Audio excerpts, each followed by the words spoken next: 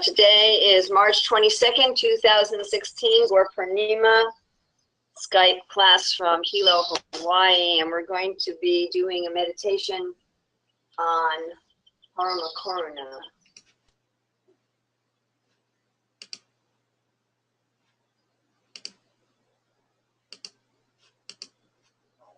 Now, I went ahead and muted everybody. Should I have done that? Okay, fine. Okay. Yes. Starting.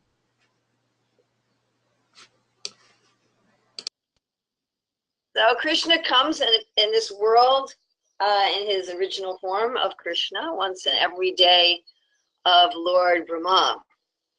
And after his appearance, as explained by Krishnadas Kaviraj in the Caitanya, he considers that although he has come to entice people to his abode, that he hasn't really taught the path of Raj Bhakti in such a way that everybody can come to him, all different classes of people. He also feels that he has some unfulfilled desires. He has some desires to understand what it's like to be his own devotee. So generally, we conditioned souls don't like the idea of becoming a servant and surrendering. We want to be God, but God wants to be his own devotee. So to fulfill those purposes, to make Vraj Bhakti more available to the people in general, to fulfill the Yuga Dharma of Sankirtan, and to taste what it is like to love himself and what it is like to be his devotee. And so rather than Yanga,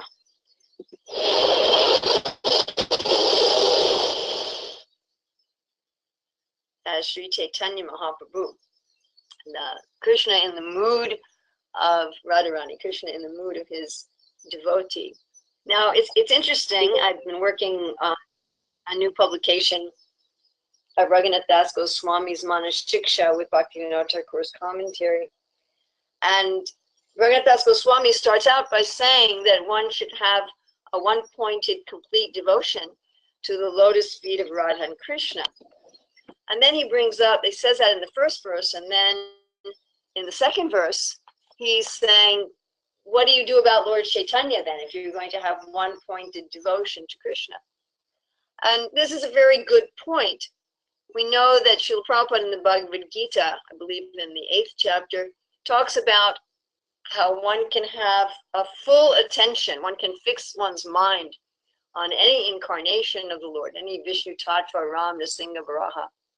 And then in the purport to 1865 in the Bhagavad Gita, Srila Prabhupada says that one should not divert one's attention to any other incarnation other than Krishna, Krishna with two hands playing a flute. So one may wonder if we can only meditate on Krishna, if we can only fix our minds on Krishna and not even divert our attention to any other Lord Chaitanya. After all, Lord Chaitanya is not Krishna in the mood of Krishna. Occasionally he displayed the mood of Krishna, but generally not. And in fact, there's an Apasampradaya group who want to become gopis of Lord Chaitanya, and Prabhupada talks about, Bhaktivinoda talks about how this aspiration of these people is improper. They're disturbing Lord Chaitanya's mood. Lord Chaitanya is in the mood of his devotee. So he's not in the same mood as Krishna. He's in a different mood. He has a different kind of form. He has a golden form. Krishna, he's not blackish like Krishna. So how can we give our attention to Lord Chaitanya?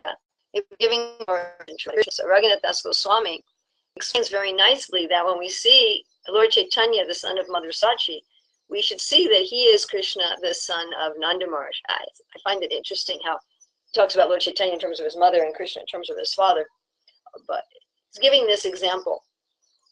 And such is actually the case. The residents of Vrindavan, when they're meditating, and they listen to the stories of Lord Ramachandra as part of their entertainment for the night. You know, every night they have some entertainment. Mother Yasoda is telling stories of Ramchandra, stories of Nrsingadev to Krishna. But the devotees are meditating on these incarnations as being their beloved Gopal, their beloved Govinda, in various moods. So this is a verse that we meditate on with Lord Caitanya, Namo Mahavadhanaya Krishna Prema Padaya Te Krishnaya Krishna Chaitanya Namne Gora Tifse Namaha. And this is a prayer that Srila Prabhupada gave us as part of our, how we offer our food. So this is Krishna himself with the golden color. So when he takes on the mood of Radharani, he takes on a different color. Ananta Rupam, Krishna has unlimited forms. So that Ananta Rupam can mean that Krishna's own form is unlimited, like Mother Yasoda tries to bind Krishna. And she can't bind him, although he appears to have a small waist that's bound by a belt. Still she can't bind him, because his form is unlimited. But Ananta Rupam also means he has unlimited forms. He has unlimited forms. So people sometimes misunderstand unlimited forms to mean that there are many gods, that Nrsingadev is a different god than Lord Caitanya, who's a different god than Narayan. But no, there are many manifestations of the same God. I mean, for us in this world, when we're in different moods, we wear different kinds of clothing. You know, if we have different purposes, if we want to work in the garden, so we put on one kind of clothing, and if we're going to meet the Queen of England, we're going to wear a different kind of clothing, and we take on a different attitude. We have different facial expressions, but we don't change our whole form. Right? We may wear different clothes, we may style our hair in a different way if we're going to meet the Queen or if we're going to work in the garden, but we don't assume a different form. Whereas with the Lord, according to his moods, because there's no difference between the Lord and his form. With us, there's a difference between ourself and our form and so forth. But because the Lord has no difference between himself and his form, when he accepts a different mood, so his form also manifests differently. A different color, a different even, you know, as a boar, as a fish, not even necessarily a human-like form, as a swan. So here when the Lord has this mood of being his own devotee, so he appears in a Brahmana family, and he appears with a golden complexion.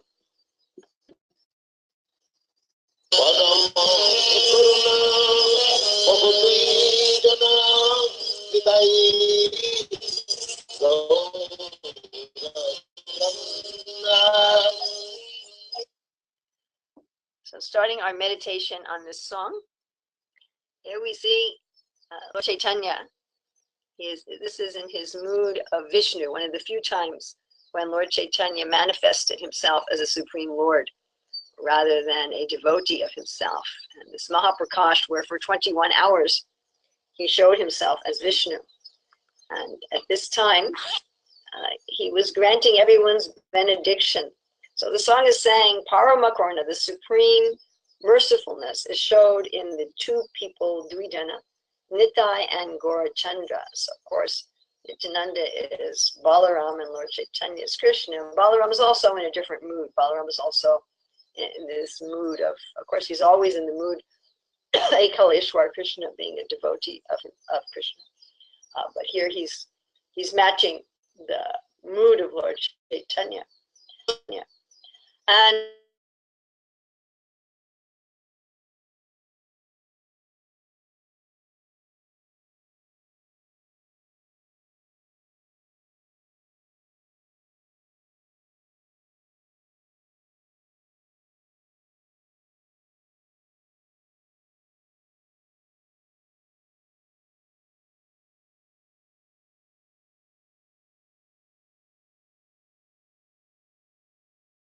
he says, what do you want?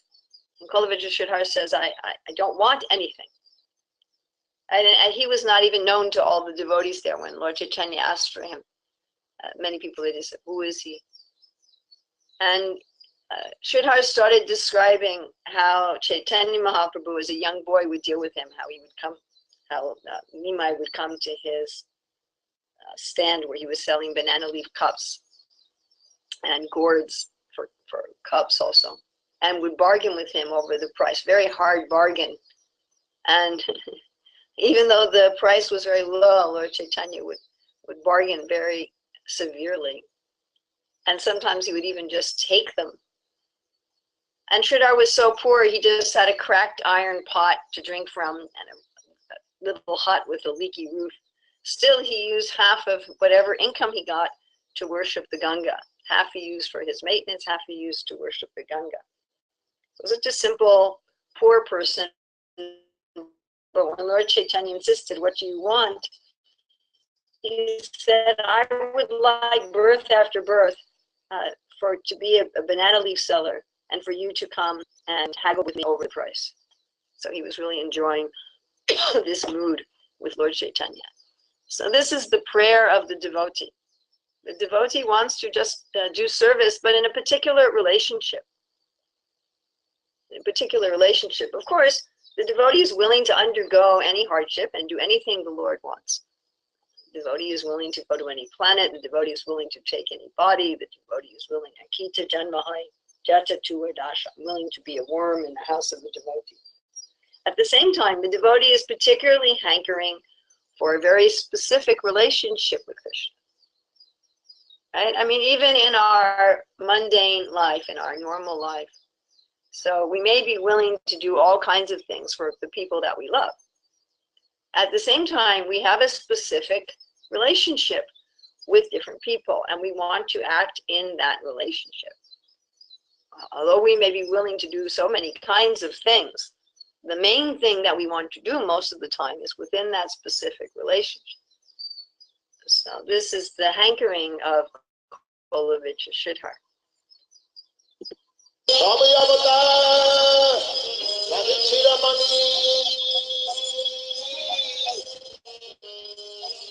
Here we see little Nimai with his parents, Jagannath Mishra and Sachi Devi. And here it said Shiro Mani. The Shiro means head and Mani means jewel. So of all the avatars, they are the top jewel. Sara Shiro Mani, they are the top jewel on the head. So this is a poetic, metaphorical way of saying that Lord Chaitanya, Lord Nityananda are the most important of all the incarnations. And again, we may ask the question, well, what about, Krishna? What about Krishna and Balaram? Why can we say that Lord Chaitanya and Lord Nityananda are the jewel on the head of all incarnations? Because Krishna is Akila Rasamrita Murti. Right? Akila Rasamrita Murti. He is the form of all, the tasting of all rasas. And it may not appear to us that Chaitanya Nitai are in that same mood, but actually they are. Although Sri Caitanya Mahaprabhu was briefly married twice, his first wife died, and spent most of his life as a sannyasi, and he didn't have the conjugal rasa apparently that Krishna had, but actually he did. He was relishing the conjugal mood for himself constantly, and especially in Jagannath Puri, in the association of Swarup Damodar and Ramananda Roy, who was incarnations of Lalita and Vishaka, who were aiding in entering into this mood of Srimati Radharani. So he was certainly also, Sri Chaitanya Mahaprabhu was certainly also Akila Rasamrita Murti. But we will see why Chaitanya Nitai are considered the jewel on the head of all incarnations.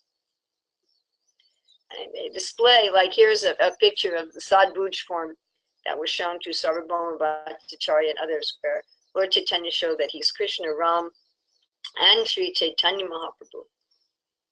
He's Krishna himself. He's avatari. He's not avatar. So Lord Chaitanya is not in the same category as, Mahavishnu or even Narayana. He is the original avatari, Krishna himself, just in a different mood. And he shows here also how he is Narayana and Krishna. So there are several different times when Sri Chaitanya Mahaprabhu showed his form as the Supreme Lord to Ramananda Roy, to Sarvabhauma Bhattacharya, the Mahaprakash. He showed his universal form to everyone. To Ramananda Roy, he showed his form of Radha and Krishna. So in their conversations, Ramananda Roy said to him, you know, at first you look like a sannyasi, you look like Krishna, and then you look like a golden doll. Please tell me who you are. And Mahaprabhu showed him this form of Radha and Krishna. Of course, Mahaprabhu said to Ramananda Roy, well, you're such a great devotee that you just see Krishna everywhere. That's why you see Krishna in me. And Ramananda Roy said, well, stop playing games with me.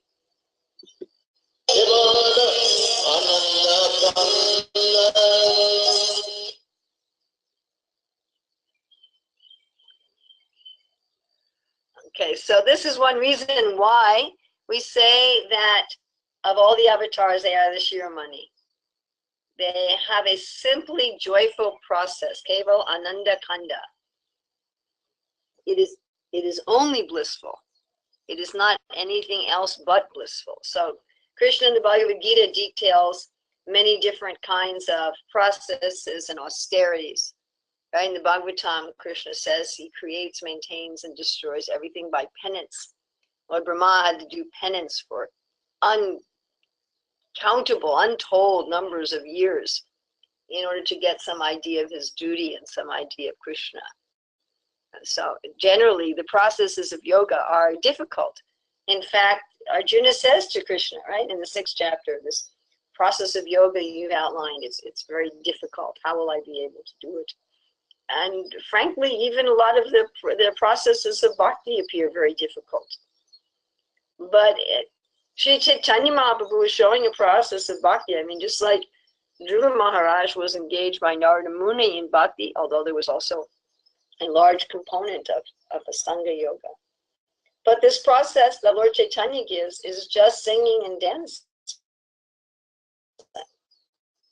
So this is what people do for entertainment. This is what people do for recreation. In fact, there's many religious groups that forbid dancing. Even today in the United States, there's many Christian groups that don't allow any kind of dancing.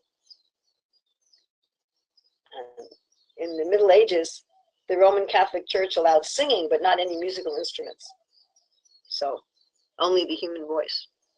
So there's often restrictions, often religious organizations, the Muslims also today, strict Muslims prohibit dancing.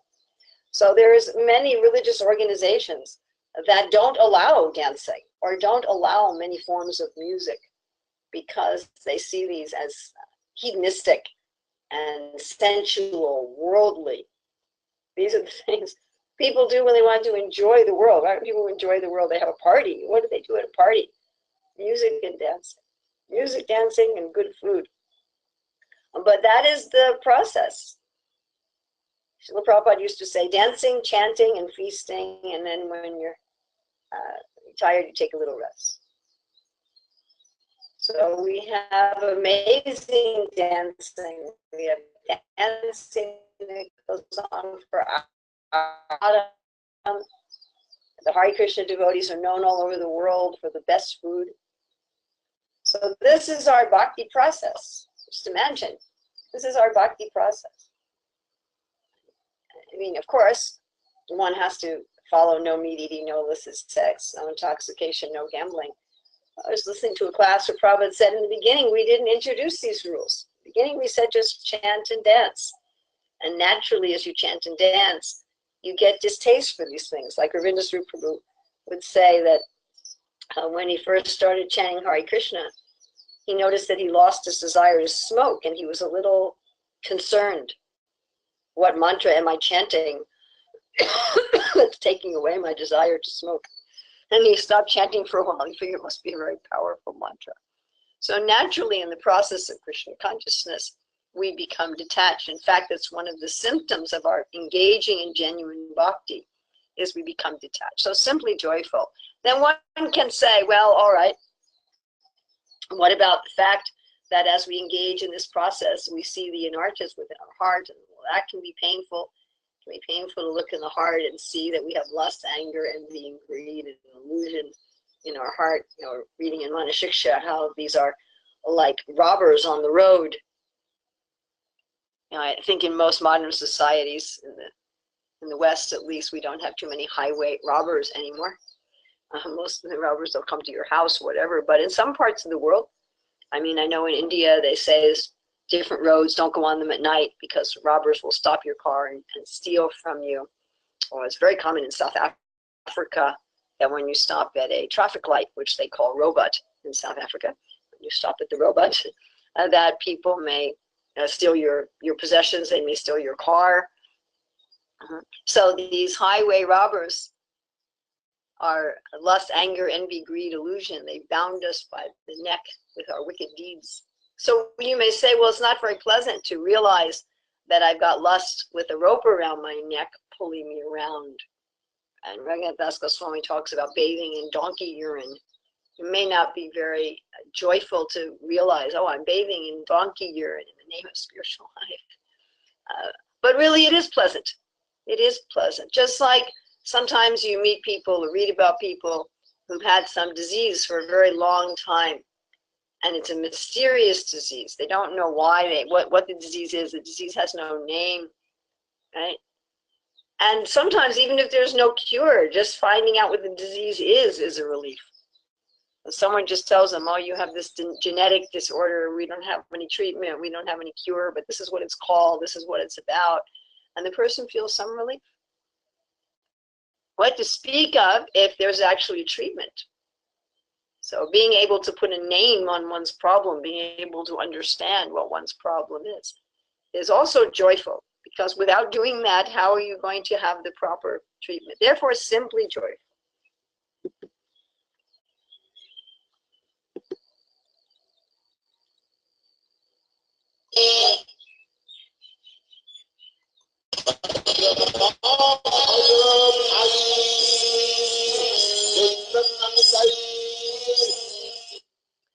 Therefore, we request everybody. Please worship Lord Caitanya and Lord Nityananda. Why not worship the Lord in the mood of being simply joyful? What is there to lose? The only thing to lose is things that are false and painful anyway. Our pride, our ego, our illusions. That's all we have to lose. So we're inviting the whole world. And someone may say, well, I have my religion already. Why should I convert to another religion? And superficially, it does appear like that. I mean, we do have to admit that on a superficial level, it looks like, well, one's converting from one religion to another. But we have no objection, and one can chant any name of God. It doesn't have to be the Hare Krishna mantra. You can chant other bona fide names of God. But to take up this Sankirtan movement and worship the Lord in this form of Sri Caitanya and Lord Nityananda.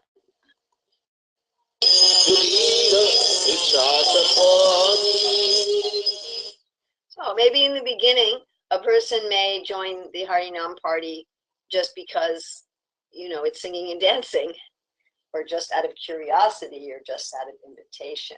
They don't really have any faith in it. They don't even understand it.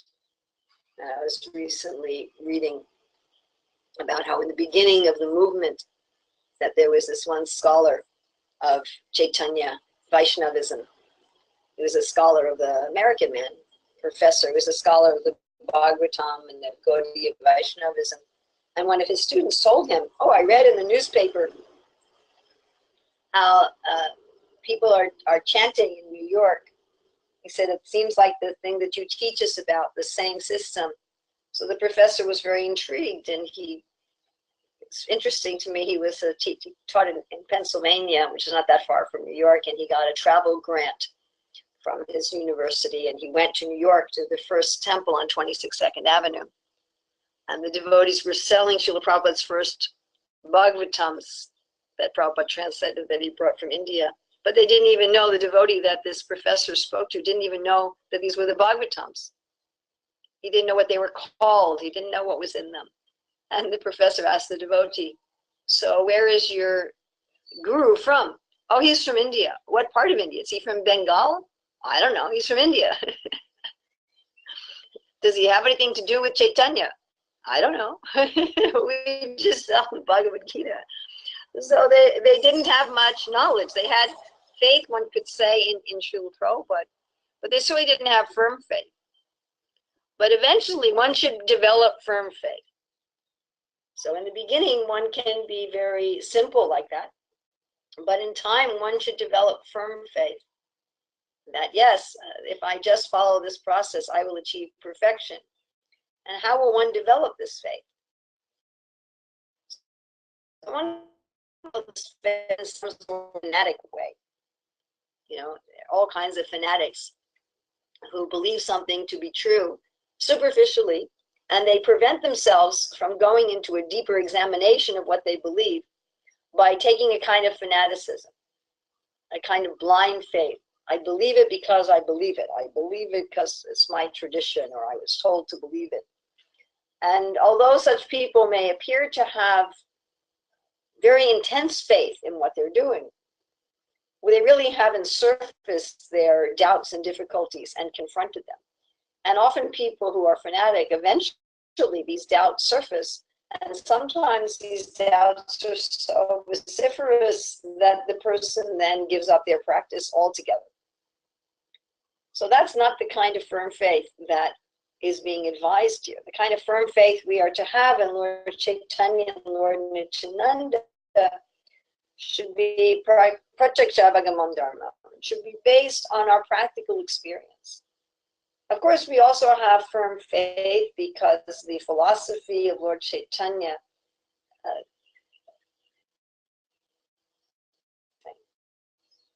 you don't have some big unexplained questions. In most of the religious and philosophical systems of the world, there's very big unexplained questions, especially for what we call the problem of evil. So in most of the world's religions, it's taught that at first there was nothing and God created the world from nothing. He desired to create a perfect world, but somehow it didn't work out that way.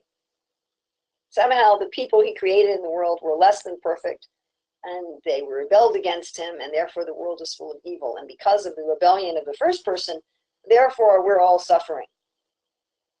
So the reason that each of us, has accidents and injuries and diseases and relationship problems and financial problems and anything and everything that we're struggling with is because the first humans that the Lord created out of nothing made a decision to sin. So that's a very intellectually satisfying philosophy. And there's so many things about the world that these different religions and philosophies cannot explain. Whereas if you take the Vaishnava philosophy, especially that taught by Lord Caitanya, there's a book that was written by O.B.L. Kapoor, one of Prabhupada's godbrothers, The Philosophy and Religion of Sri Caitanya. And I particularly like the chapter on Achinta Bheda Bheda Tattva. That O.B.L. Kapoor describes the different Vaishnava sampradayas and how they describe the relationship between the jiva and God, the jiva and matter, and so forth.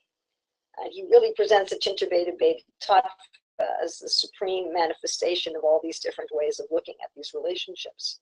So intellectually, as Krishna Das Kaviraj says in Chaitanya Charitamrita, if you want to use your logic for Lord Chaitanya, then you'll be very satisfied. So intellectually, certainly, we have faith because Lord Chaitanya's philosophy is very satisfying, even among all the Vaishnava philosophies. But ultimately, our faith has to be based on our experience. Has to be. You can become intellectually convinced that living in a certain city is a very nice experience, but unless you have a nice experience of living in that city, you're not going to be really convinced. Or as Bhaktisiddhanta Saraswati said, you don't just lick the outside of the jar of honey. So I could be convinced intellectually by study that honey is very tasty.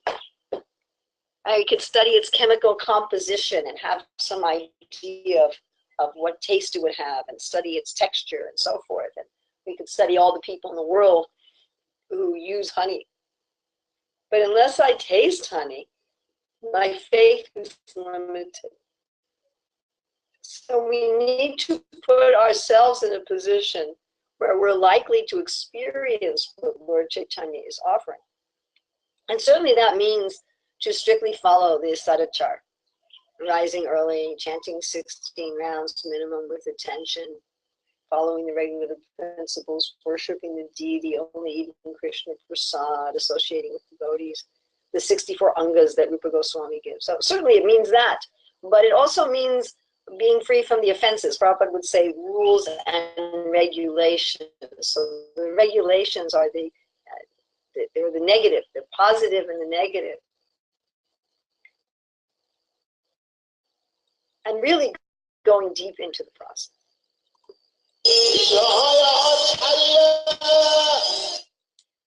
So here are some pictures of Lord Caitanya taking sannyas at a young age, leaving his wife Vishnupriya, cutting off his hair. The barber was so upset at cutting Lord Caitanya's hair that he vowed he would never cut hair again, receiving the sannyas mantra. So it's interesting. I was speaking the other day with my daughter about this. Lord Caitanya was a teacher. He had been a teacher since the age of 11, ran his own schools since the age of 11, which you can say, well, that's because he's God. But obviously in his society, people would have occupations at a young age. The concept that you had to wait until you get your PhD when you're 30 years old, or at least your master's degree at age 25, before you can have an occupation or a family is a very recent one, very recent. So Lord Caitanya was running his own school from the age of 11. And after he got initiated, he got married when he was 14. After he was initiated, he started explaining grammar only in terms of Krishna. And his students thought he was a little strange, right? Just like we produced our Learn to Read books. And it was interesting. We presented them to the leaders and teachers of Hindu schools in Chennai in South India, which is still a very traditional place in terms of Hinduism. And only one school was interested in the books. And when we asked them why, they said, it's too much Krishna. It's too much Hinduism. Even our Hindu school in London, run by devotees. So the principal's not a devotee. So the head of the school and the teachers, again, they said, it's too much Krishna. We said, well, it's a Hindu school. Now, Hindu school, so we have to have other persons besides Krishna. Okay, so too much Krishna. So they were saying like that, Lord Caitanya is a teacher, too much Krishna. And then one time, Lord Caitanya was in the mood of the gopis, because again, Lord Caitanya is Krishna in the mood of his devotees. So in the mood of the gopis, he didn't want to chant Krishna's name. He was chanting instead the names of the gopis. Oh Radha, oh Lalita, oh Vishaka, oh Chitra, oh Tungavidya. Right? So he's chanting the name of the gopis. Just like Radharani, she's going to be talking to her friends. And the student said, why don't you chant the name of Krishna? And he said, I don't want to chant the name of Krishna. Krishna is just a bad boy. So the student became very angry and said, you are offensive. Right? You are offensive. And then Lord Caitanya got angry at the student. And then the student criticized him and said, although he himself is a Brahmana, he doesn't have respect for the Brahmana class. We shouldn't be treating him as a teacher. There was this whole controversy. And even though the school had been well established, even though Lord Caitanya defeated Keshava Kashmiri when Lord Caitanya was just a young teenager. And so Lord Caitanya felt, that as long as I'm a householder, everyone sees me as just a regular guy, And he thought, if I accept sannyas, then at least they'll have to offer obeisances, because that is the social standard. And Prabhupada said, if you see a sannyasi, even an impersonalist sannyasi, and you don't offer obeisances, you have to fast for the day. And so therefore he accepted sannyas. Of course, that's not the only reason Lord Caitanya accepted sannyas. He was experiencing an ecstasy of separation from Vishnupriya. The reverse of when Sita was banished to the forest. So in this case, Vishnupriya was worshipping a deity of Lord Caitanya, while Lord Caitanya was a renunciate. And in Ram's Lila, Ram was worshipping a deity of Sita when Sita was in the forest. So there's many reasons for the Lord taking sannyas, but also in this mood of worshipping himself in separation, which is one of the main teachings of Sri Caitanya, to worship the Lord in this mood of separation. So when the devotees are feeling this mood of separation, they naturally become very austere. We're just reading in Gopal Champu how the devotees in Vrindavan were so disinterested in anything in Krishna's absence. And when they heard that Krishna was fighting with Shalva and there was so much dust that Krishna's chariot couldn't be seen and so many weapons, they had no interest in anything. They weren't interested in eating. They weren't interested in drinking. They didn't care whether they were alive or not. So this is also why Lord Chaitanya took sannyas, because of his deep feeling of separation from himself and the mood of Radharani. He wasn't interested in any kind of enjoyment in the world. He was interested in renunciation. So we are told Vishayacharya, give up all sense gratification. So this may seem a little contradictory. Kevalananda Kanda is simply a joyful process, but then we have to give up all sense gratification. As we explained previously, this giving up of all sense gratification should be a natural concomitant factor of taking up bhakti. So we should find so much pleasure in bhakti that naturally we become detached from sense gratification. Should there be any certain circumstances where we just give up sense gratification by force of law, question of force, even though there may not be in Vaidhi sadhana bhakti full realization of the higher ecstasies of devotional service, still there should be some happiness even in the beginning. So yes, one is convinced by the scriptures rather than just being convinced by one's direct experience, although one needs to get one's direct experience. But still it is simply joyful. Still it is simply joyful. If we're giving up our sense gratification just by force of law and not by experience, then it will not stay. So force of law can be there in the beginning, but we should not remain on that platform. It's not a very safe platform to be on.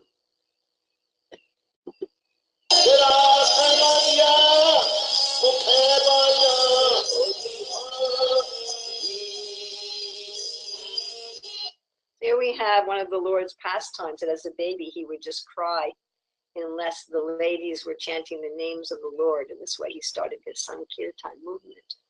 So again, how do we give up sense gratification?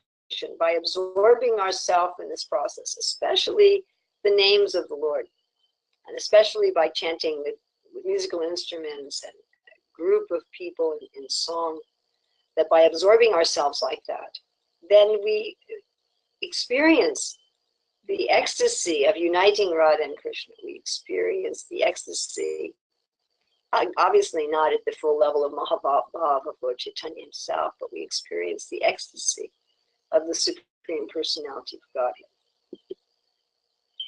So this Hare Krishna mantra, whether we're chanting it quietly on our own japa beads or whether we're chanting loudly in the group of devotees, this is the mood of union and separation of the Lord and his pleasure energy. So Hare is the pleasure energy of the Lord. Krishna and Rama are manifestations of the Lord. And they are coming together, coming together and separating in this Hare Krishna mantra. And this is the way in which there is ultimate, unlimited pleasure in the spiritual reality. If we chant the Hare Krishna mantra in this mood of wanting to enter into the spiritual reality of this meeting and separation and service, then we will have this Kevalananda Kanda and naturally Vishayacharya.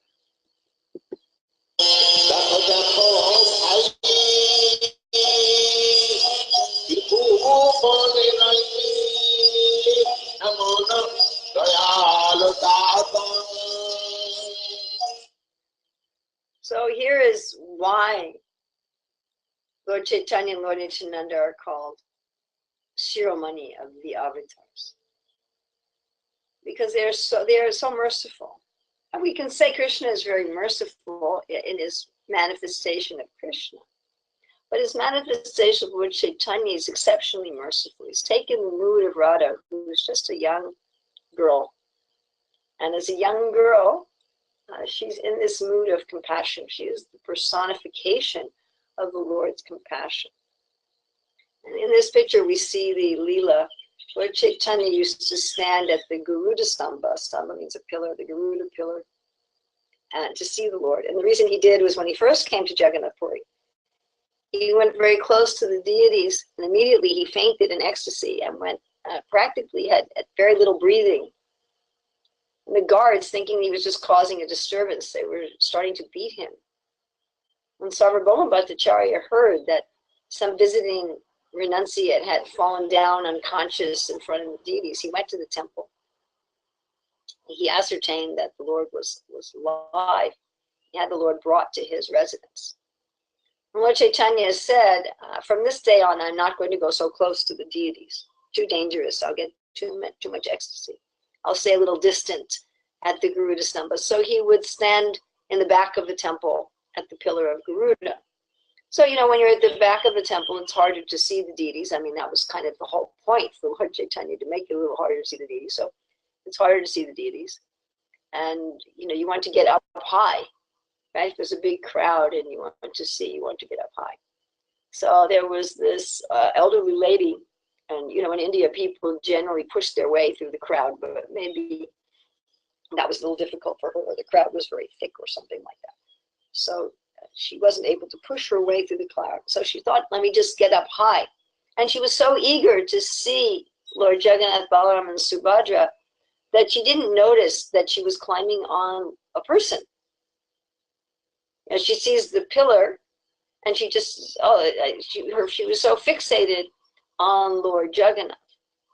So this is the real eagerness of the devotees. So she starts climbing on Lord Caitanya, and the devotees are getting very upset, and they're trying to take her down. Lord Caitanya wasn't upset. He said, I wish I had as much eagerness as she did to see the Lord. So this is the real definition of eagerness. Okay? The real definition of eagerness. Just like you have some animal wants some food, and even though the animal knows it will get beaten with sticks, if it goes to get the food, it's so hungry, it goes to get the food anyway. Right? That's eagerness. In the material world, this eagerness, this greed is a big problem. That even though people know that they're going to suffer for their behavior, they still engage in their behavior anyway, because their desires are so strong that they get overwhelmed by their desires. But the same principle should be applied to the Lord.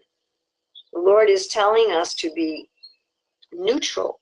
In the Bhagavad Gita, Krishna is telling us over and over again that we should be neutral towards the happiness and distress. We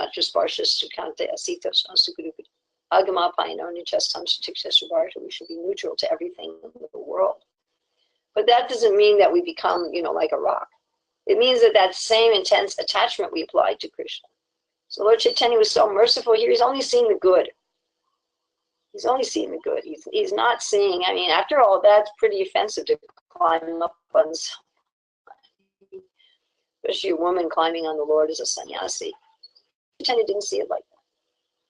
He only saw this as the good. And in fact, we're dependent on the Lord only seeing the good, because otherwise there's no hope for any of us. We don't have so much good to recommend us, and we're full of nasty things. So unless the Lord's focusing on the good, we're in a pretty pathetic position.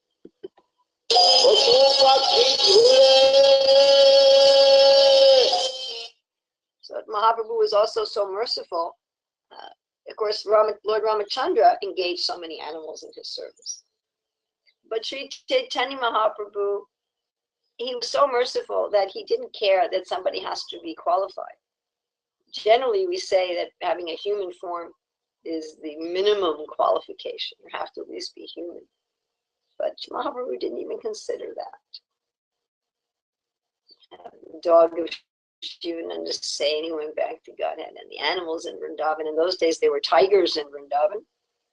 Now there's hardly any tigers anywhere on the planet. But anyway, in those days, there were tigers in Vrindavan, in the forest. And the tigers and the deer, who are natural enemies, were dancing. Sometimes one may see this in some zoo, Singapore or something, some zoo where they were feeding a tiger or a lion, I can't remember, one of the big cats, a live goat. So the way they would feed the animals there, in the American zoos, they give the carnivorous animals a piece of meat. But in some of the zoos, they give the predators a live animal, so the predator can have the enjoyment of running after the animal and killing it. So they gave this live goat, and instead the tiger and the goat became friends. There was a tiger. It became very popular. People would go to this zoo just see the tiger and the goat that had become friends. So that might happen materially occasionally, that some animals that are normally at enmity become friends. But this was a whole group of tiger and deer and all different animals who became friends, and not only friends, but they were crying in ecstasy of love of God, and they were chanting and dancing. So Srila Prabhupada will often say that although we don't have the potency of Lord Caitanya to make the animals chant and dance, certainly we can get the humans to chant and dance. And for this purpose, we are all engaged according to our capacity and our nature in some kind of preaching. The main way to get the mercy of Lord Caitanya and Lord Nityananda is not just to call out Chaitanya Nitai. It's not just to work deities of Gaur Nitai, but it's to engage practically in the preaching mission, according to our nature, according to our propensity, according to our talents.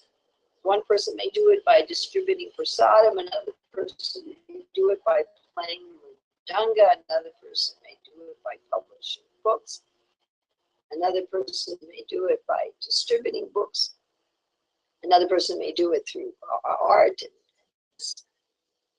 there's so many different ways, and one person may do it by setting up a holy place, a temple that would invite people, by inviting people to the holy places in India, so many ways.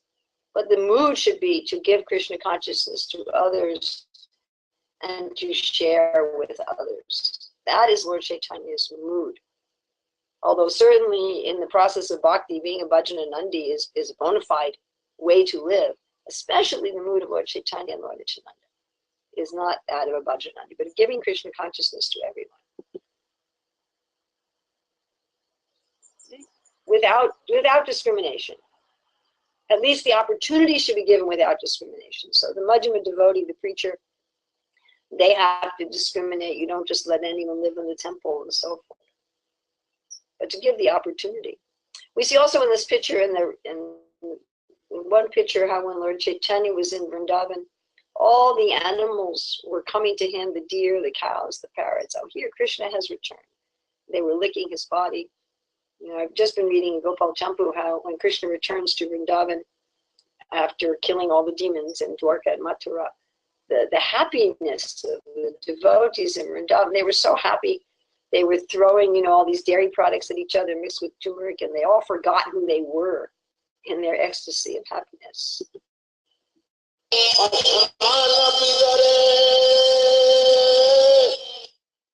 So Lord Chaitanya had so much love that he could melt stone. So the description is there a lot, you know, that Krishna's flute playing, Radharani singing is melting the stone. Krishna Chakravarti Thakur writes about how when Krishna plays his flute, the jeweled stairs to the Jamuna become liquid and the Jamuna becomes solid. But the main stone that we want to melt is our stone-like heart. You know, we may pride ourselves on being caring and compassionate people, but the conditioned soul has a very stone-like heart. The conditioned soul is really only concerned about themselves. And this mood of Lord Chaitanya, especially in preaching, because if you really are a preacher, not as some sort of fanatic self-righteous way, but if you're really a preacher, that you start to care about others' happiness. You start to sacrifice your own happiness for the sake of others' happiness. You start to get happiness from others' happiness, not that you don't become happy. And in this way, one's stone-like heart will surely melt.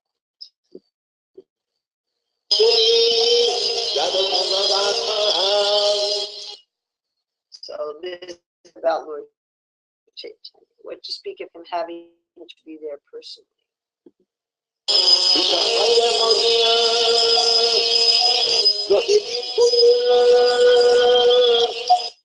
Well, we were all excited about all this wonderful benefit of being with Sri Chaitanya Mahaprabhu and his preaching project. And then we have our lament. Yeah, we have our lament. I'm simply fallen.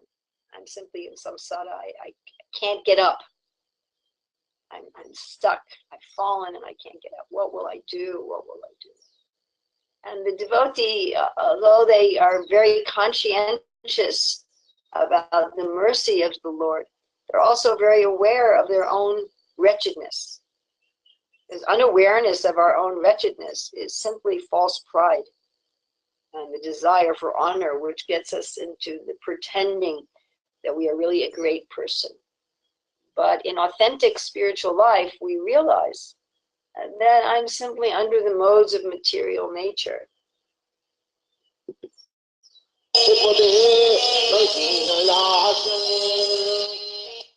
This is a photograph of Caitanya Baitak. It's an old photograph at Shamakund. This is the Lord Chaitanya's feet, the Murti of Lord Chaitanya's feet that Bhaktisiddhanta Saraswati installed there. Now, when Sri Chaitanya Mahaprabhu went to Vrindavan, he was sitting and chanting by Radhakund and Shamakund, which he rediscovered.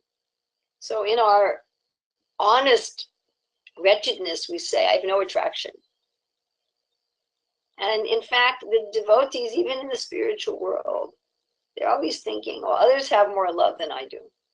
I was just hearing Prabhupada yesterday saying, Radharani thinks all the other gopis love Krishna more than I do.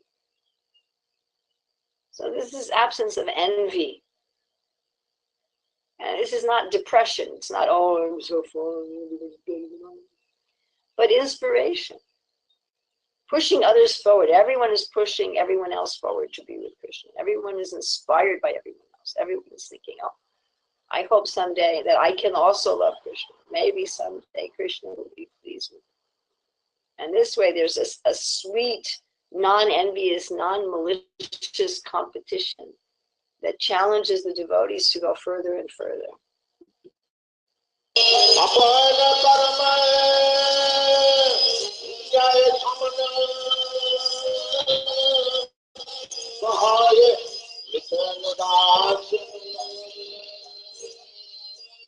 So why am I so wretched without a real attraction for the Lord? Because I've done so many sinful things.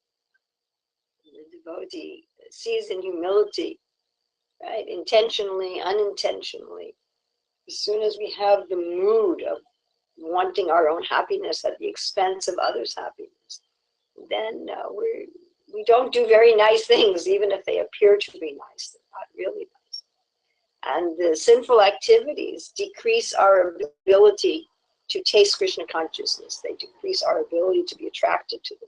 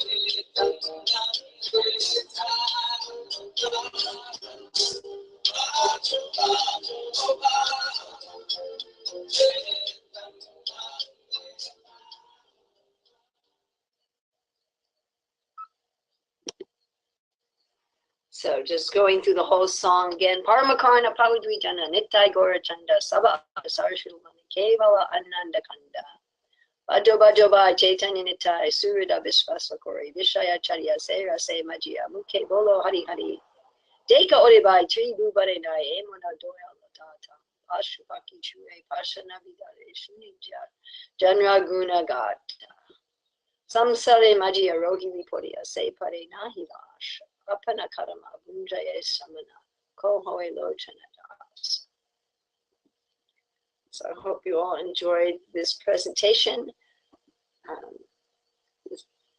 This will be the last Skype class that I'll be giving for a while, leaving tomorrow for the mainland. I have a lot to do to get ready. It's a festival day today, so I hope you excuse me that I'm not going to take any questions or comments, but I'm simply going to end the class now. So thank you very much. Prabhupada ki jai. Thank you, Mother Urmila. Thank you, Mother Urmila. That was wonderful. And thank you, Prabhus. Thank you, Mother. Jai Gaur Purnima ki Jai.